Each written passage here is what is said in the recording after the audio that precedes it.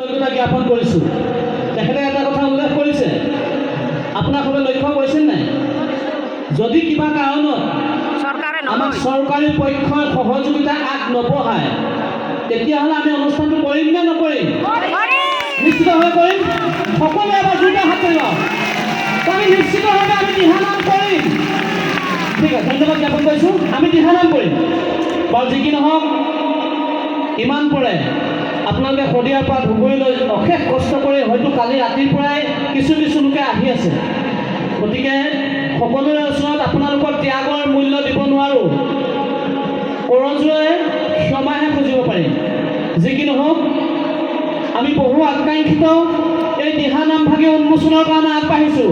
তাৰ প্ৰাক মুহূৰ্তত যিসকল দিহানামৰ দলে খোল, তাল, শংখ, দবা ইত্যাদি লৈ আহিছে, সকলোবিলাক সাজু হওক।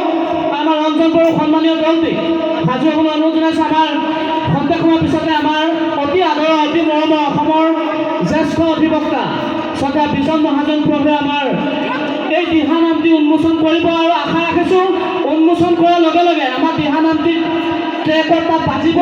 সকলোৱে থিয় হৈ উৰুলি ধ্বনি দি দিহানামটো যাতে শব্দ ব্ৰহ্মৰে আপোনালোকৰ উৰুলি ধ্বনিৰ দ্বাৰা মুখৰিত কৰি তোলে তাৰে কামনা কৰিছোঁ। আৰু আমি আমাৰ সন্মানীয় বিষয়ববীয়াসকলক আমাৰ প্ৰভুজনাৰ ওচৰলৈকে দিহানামটি আগবঢ়াবলৈ অনুৰোধ জনাইছোঁ।